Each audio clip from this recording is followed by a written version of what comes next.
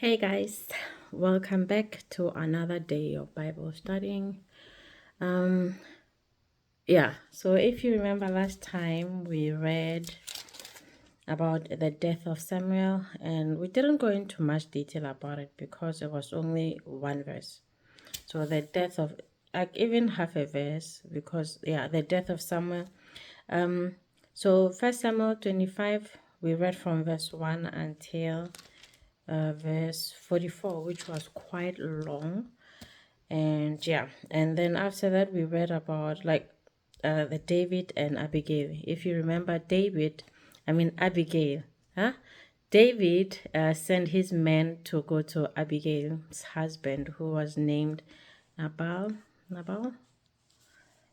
and asking for food, as they were sharing some sheep. So Nabal was like, "No, who are you? Who do you think you are?" Now everyone is running or escaping their masters, thinking that they can come to me. So obviously David didn't like that, considering that David helped Nabal and his men. Nabal's men when they were in the wilderness.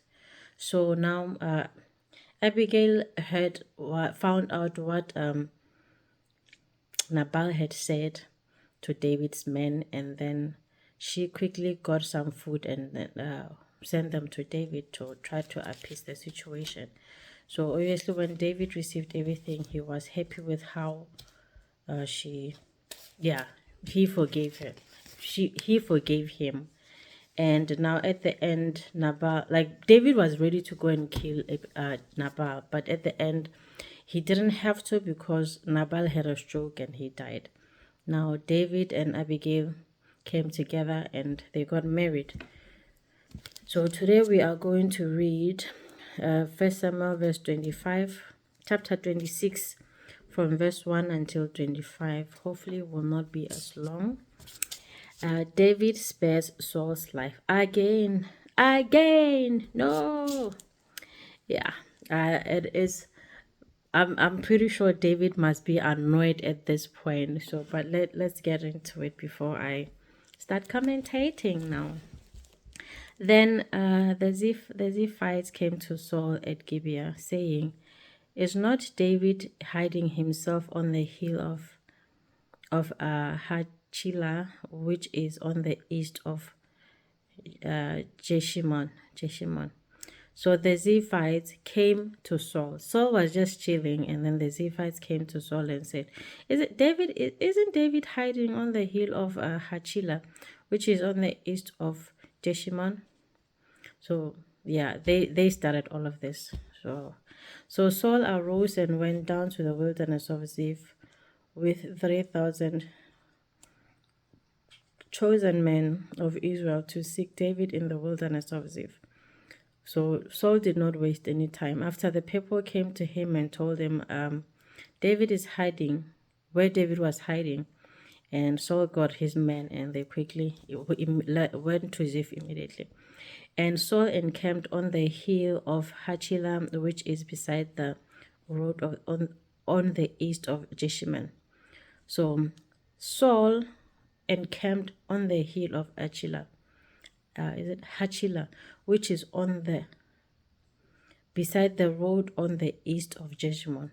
So on the side of the road on the east of Jeshimon. But David remained in the wilderness. So David did not move. When he saw that Saul came after him into the wilderness. David did not move even, but when he saw that Saul came after him in the wilderness, David sent out spies and learned that Saul had indeed come. So it was just rumors flying around that Saul is at it again, now looking for David again. And now David wanted to confirm for himself, like, is Saul really here again trying to find me? Then he sent his spies to try to find out what is going on. Then David rose and came to the place where Saul had encamped. So in the morning, as soon as possible, David got up and then went to the place where Saul was.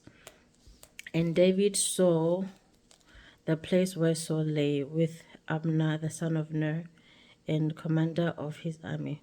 So David saw where Saul was sleeping. So he was sleeping with Abner, and Abner is the son of Ner. Abner is also the commander of Saul's army. So that makes sense. Saul was lying within the encampment. So within the encampment, obviously Saul was lying while the army was encamped around him. So Saul was in the encampment, and then his army was surrounding him. And then David said to Ahimelech the Hittite and to Joab's brother Abishai the son of Zeruiah, who will go down with me into the camp to Saul. So David and Abishai said, I will go down with you. So David said to Ahimelech, I think Ahimelech is the priest. I think so. So David said to Ahimelech and to Joab's brother Abishai. He said to Ahimelech and Abishai. Abishai is Joab's brother. So he's Joab's brother, and who is also the son of Zeruiah. He asked them, so who will go down with me into the camp to Saul? Who will go down with me into the camp to Saul, to where Saul is? And Abishai said, I will go down with you. So Abishai, remember, he asked two people, who will go down with me? And one, Abishai, said, I will go with you. So David and Abishai went to the army by night, and they lay Saul sleeping within the encampment with his spear struck into the ground at his head, and Abner and the army lay around him. Yeah. So first thing in the evening, so David and Abishai went to the army by night. It was at night. So basically Saul and his army were sleeping. And there lay Saul sleeping within the encampment with his spear struck in the ground by his head. So he was sleeping and his spear was just struck in the ground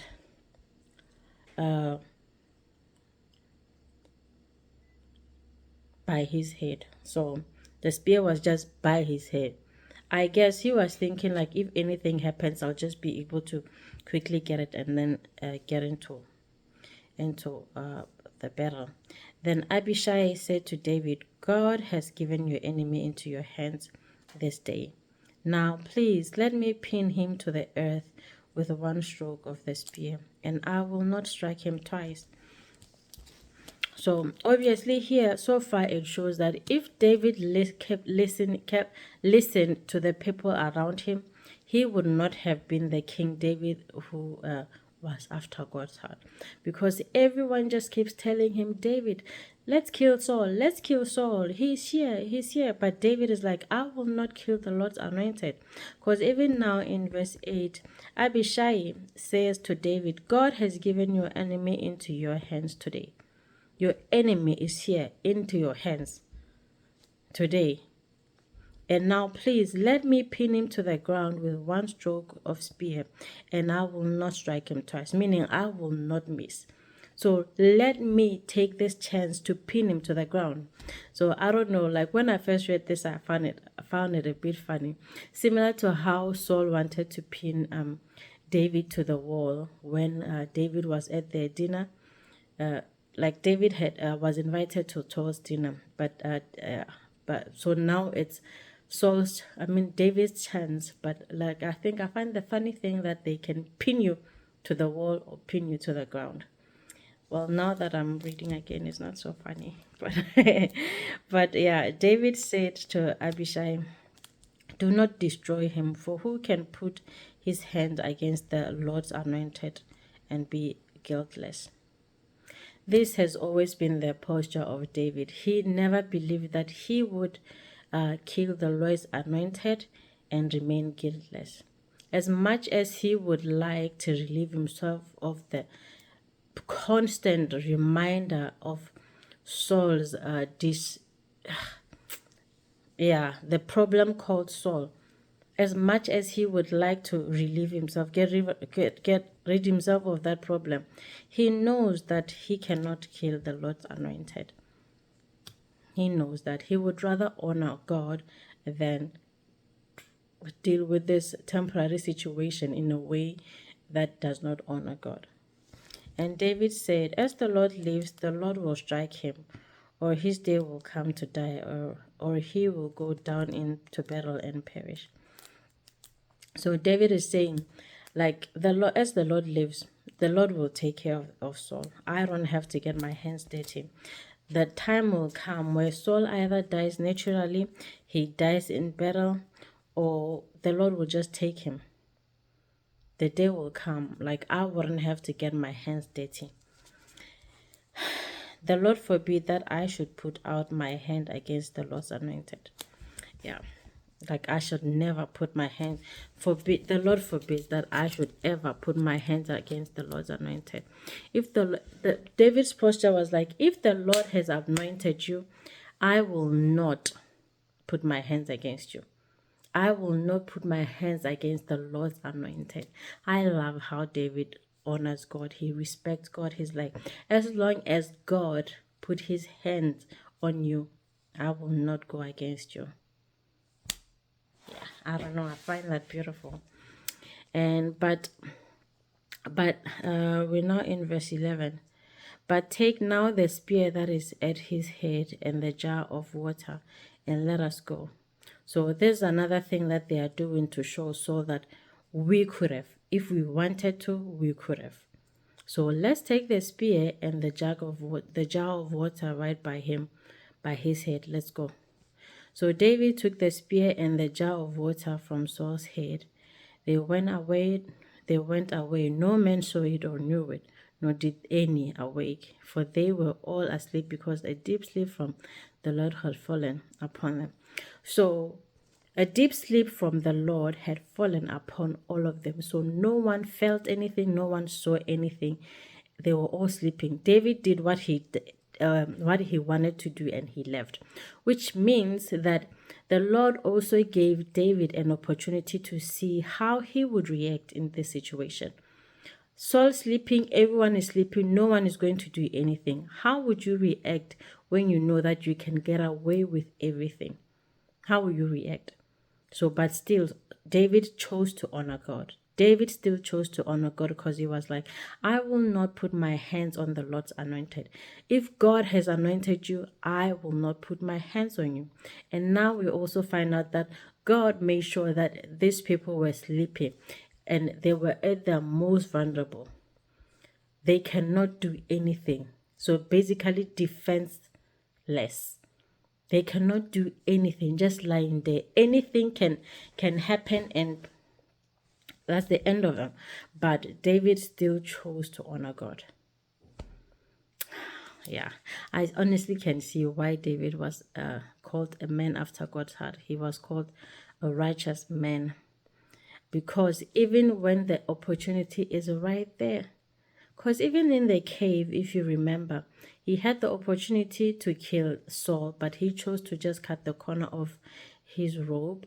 And then now here again, he has the opportunity to just take the same spear, Saul's spear, and pin it to his head and kill him just like that. But still, he is not choosing to go against the Lord. He is choosing to obey God.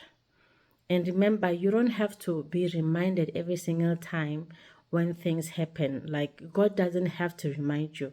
This shows that God doesn't have to remind you every single time that, no, you promise, you should know, this is my, no, you don't have to. As long as you know once that this is what you're supposed to do. And then no matter how many challenges come your way, just remember that the ones that God told you, that's all you need to go on. So that's kind of what I'm getting from this kind of faith that David has in God. The respect, the honor that he has in God, that he doesn't need to be reminded every time that, no, God said, no. Only once, and then from there, David was like, never again. Never am I going to sin against the Lord's anointed. Yeah. So verse 13, then David went over to the other side and stood far off on the top of the hill with a great space between him. So David left where Saul was, and then he went over to the other side with great space between them. So meaning like there's no possibility that even if Saul decided to get up and do anything, they would be too far. So, and David called to the army to Abner, the son of Ner, saying, "Will you not answer, Abner?" So David said, "Hey, Abner, won't you answer me? Can't you hear me calling out to you?" Then Abner answered, "Who are you who calls the king? Who are you who calls to the king?" And David said to Abner, "Are you not a man who is like you in Israel? Why then have you not kept watch over your lord the king?" Now David is questioning Abner's position here, because Abner is asking, "Who are you to call to the king?" But yeah, my thing is, he didn't call to the king. He said Abner. Abner. So he called to you, Abner. Why are you not passing it and saying, "Who are you to call to the king?" But then David is not concerned about that, because I guess it could be that how things were done back then. So now David just says, "Are you not a man who is like you in Israel?" Like, you are a man and no one is like you. Basically, you are unique in who you are in Israel. So why then have you not kept watch over your lord the king? For one of the people came in to destroy the king your lord. So you are forgetting your position. You are a man. You have you have this authority. The king has given you authority over his safety, and now someone has come into your camp to destroy your lord. This thing that you have done is not good. As the Lord lives, you deserve to die, because you have not kept watch over your Lord, the Lord's anointed. Oh, David is saying you should be killed for allowing someone to be able to get so close to your king that he can do something about it. You failed to protect your king. That was your one responsibility. You failed to protect your king. Your life should be taken from you because you failed to do the one thing that was requested of you. And now, where the king's spear is, and the jar of water that was at his head. So, continuing to ask Abner, where is the king's spear and the jar of water that were by the king's head? Where are they? You said you protected the king, but someone was able to come and get the two things. So where are they now?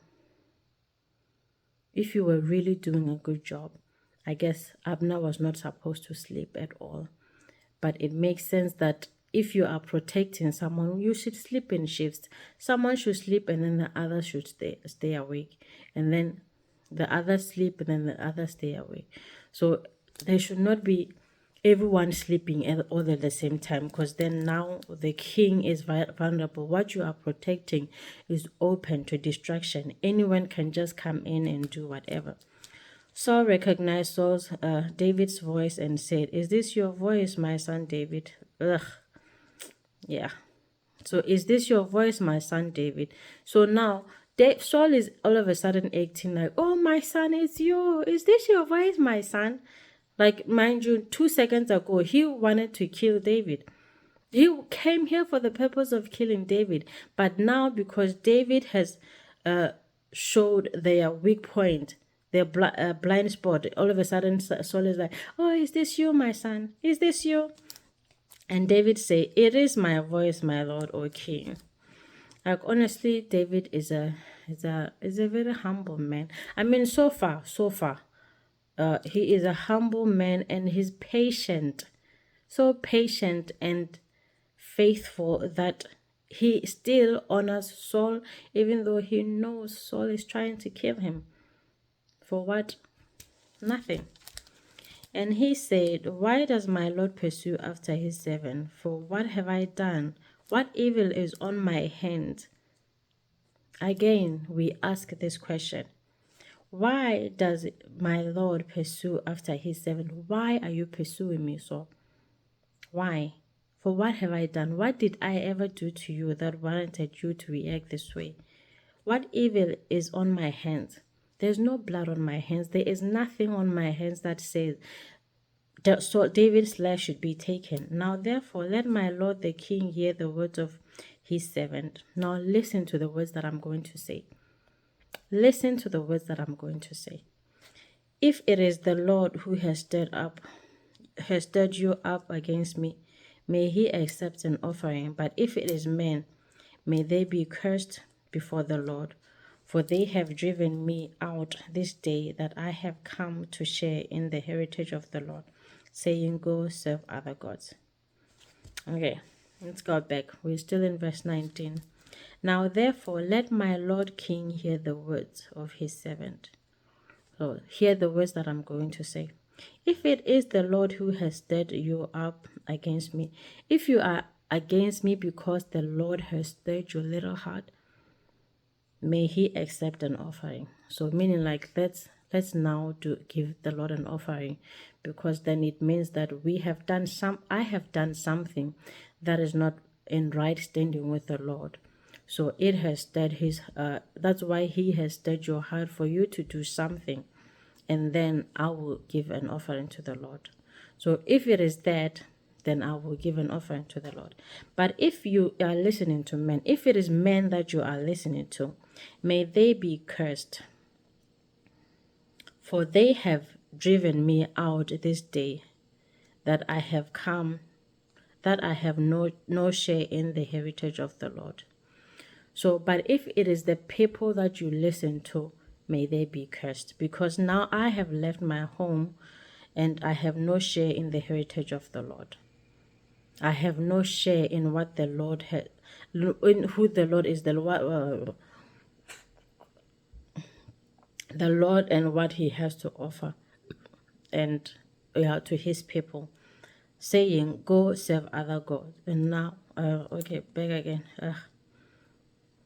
For they have driven me out this day that I should have no share in the heritage of the Lord. So they have driven me out of the presence of the Lord, so that I should have no heritage of the Lord. Now they are saying, go serve other gods. Basically, they don't want me to serve the Lord, because they are kicking me out. They're driving me out of the presence of the Lord. And now I will have to end up serving other gods, because you don't want me to serve the Lord my God. Now therefore, let not my blood fall on the earth away from the presence of the Lord. For the king of Israel has come out to seek a single flea, like one who hunts a partridge in the mountain. So still David speaking. Now therefore let my blood fall to the earth away from the presence of the Lord. So if then this is the result, then my blood will fall far away from the presence of the Lord. Then I will not die in the presence of the Lord if I am sinning again. Like if I serve other gods, then I will not die in the presence of the Lord.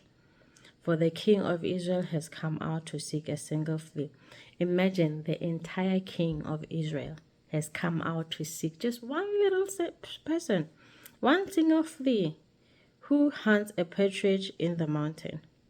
Like really, you are leaving your whole kingdom just to pursue me, just me, this little thing, as if I am this big thing. So then Saul said, I have sinned. Again, I have sinned. Return, my son David, for I will no more do you harm, because my life was precious in your eyes these days. So Saul can see now that David had David had the opportunity to take Saul's life, but he did not. David saw that Saul's life was precious. He saw the value of Saul's life, so he chose not to take it. So now this is what Saul is saying. I have sinned. Return, my son David. So imagine your father tried to kill you, but now he's saying, come back home. I have sinned. I have done wrong against you. Come back home, for I will no longer harm you. Of course, I would not trust him. I mean, like, he tried so many times, and even now we know that I am still innocent, but he is still here trying to kill me. So of course I would not go back to my father's house if he tried to kill me and I got away. I kept getting away. So just because I saw your life precious, now all of a sudden now you see that you are wrong. But remember, this is the second time he is repenting. This is the second time.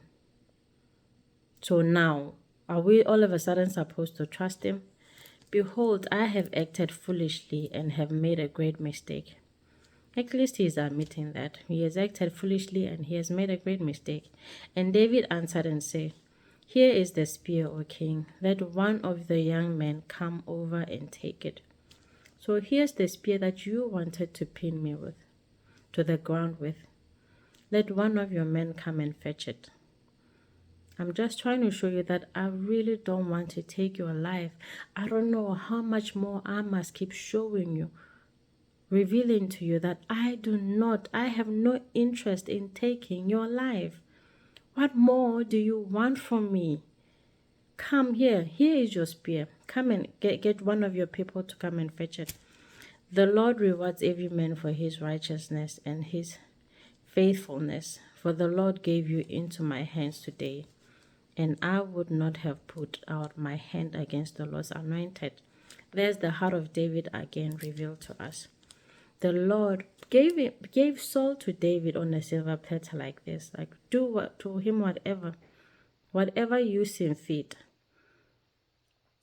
But David was like, no, I will not put my hand on the Lord's anointed. Rather, the Lord himself deals with you. Behold, as your life was precious this day in my sight, so may my life be precious in the sight of the Lord, and may he deliver me out of all tribulation. Yeah. So David is saying, like, as much as your life was precious in my hands, may my life be precious in the sight of the Lord. He's not even looking for Saul to see David's life as precious. He's skipping Saul. So now he's like, let my life be precious in the sight of the Lord. In the sight of the Lord, and that may he deliver me out of all tribulation. So God is more important than Saul. Basically, that is what David is saying in the end. I saw your life in precious, but may God, my creator, the creator of the heavens and the earth, see my life as precious and deliver me out of all tribulations. Then Saul said to David, blessed be you, my son David. You will do many things and will succeed in them.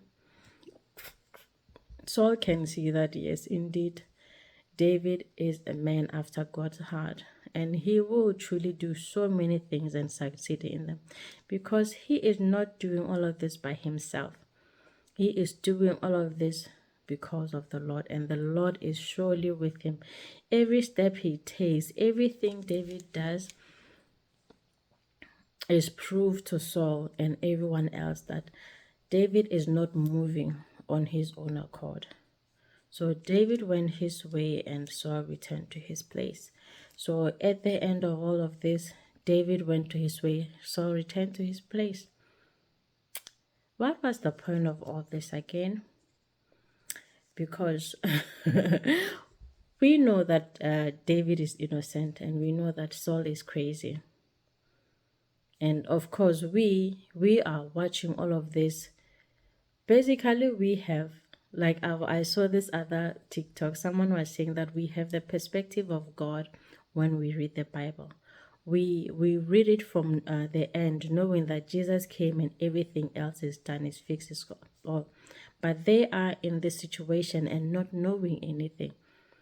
So David doesn't know when Saul will stop, and Saul doesn't know like anything. So everyone is just walking in blind faith, just trusting God.